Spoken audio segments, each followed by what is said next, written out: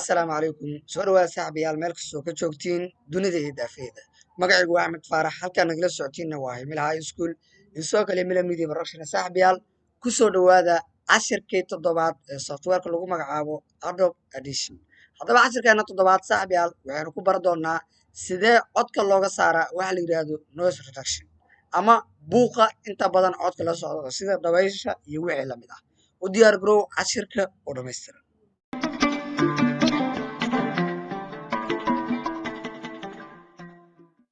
hagaag saaxiibayaal ugu horreyn bal si aan codka uga saaro buuqa ama qaybta noise reductionka waxaan ku khasbanahay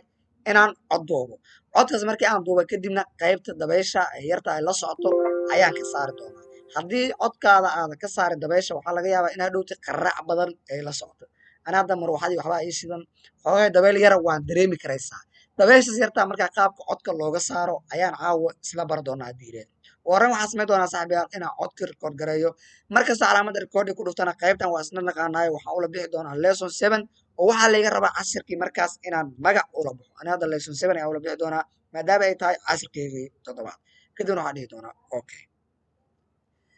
assalaamu calaykum soo dhawaada daawadayaal meel kastoo ka joogtiin dunida daafeeda magacaygu waa Axmed Faarax halkaan nagala socotiinna waa Himila High School iyo sidoo kale Himila Media Production ku soo dhawaada cashirkii toddobaad ee softwareka Adobe Audition hagaag saaxiibayaal waxaan samayn doonaa codkan yarka ayaa hadda aan duubay qaybtan yarta codka ayaan waxaa ka saari doonaa noise reduction waxa la yidhaha noise reduction waxaa la yidhaha buuqa ama dabaysha yarta ee ku dhex jiro codkaaga kadibna waxaan samayn doonaa inaan codka quality-giisa aan asagana mid macquula ka dhigo waxyaaba badan ayaa codkan ku samayn doonaa haddii ilaahay idmo sidoo kale qaybaha kale spaceka ee u dhexeedo labada cod inta u dhexeydaba waan ka saari doonaa space si ha dhowta cod nadiifa oo wax dabayla ama maaragtay buuqa aan lahayn space badan oo uusan u dhexeynin cod diyaarsana si uu meesha inooga soo baxo maadaama soo gaarnay qaybihii ugu dambeeyay softwarekan waxaan ku khasbanahay inaan cashirta awoodda saarno si aan practice fiican u samayno haddii ilaahay idmo hagaag bal haddaba codka aan bala yiraahdo si ay ila aragti marka hore assalaamu calaykum soo dhawaada daawadayaal meel kastoo ka joogtiin dunida daafeeda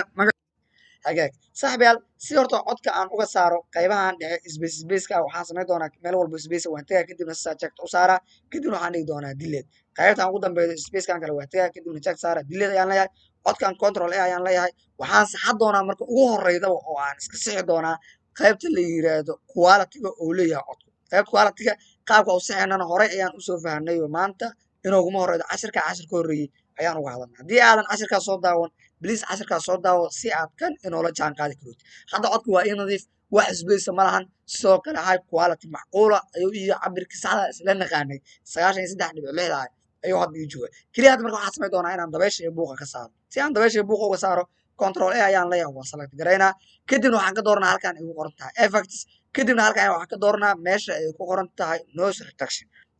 marka dooratid kadibna waxaan ka doorataa qaybtan ay ku qoran tahay capture point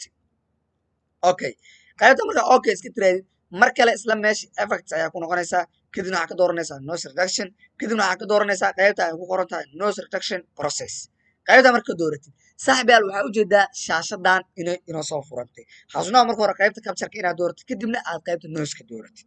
hagaag shaashadan markuu soo baxday linekan haddii aan hoos u jiido waxaa ujeedaa waxaa raaca wax wasaq qaybtaas cagaarka ay raacayso waa qaybta yarta buuqa yarka ama dabaysha yarta ee la socoto dabaysha markasta codkaaga la socoto inta mees ku jirta waa linekan ayaa waxaa geenaysaa dhulka qaybta hoose dhulka markaa geedi kadibna waxaa leedahay apply oo waad aqbalaysaa bal haddaba mar kale codkayga aan bala yiraahdo si ay ila aragti isbeddel ku yimaaday codka assalaamu calaykum soo dhawaada daawadayaal meel kastoo ka joogtiin dunida daafeeda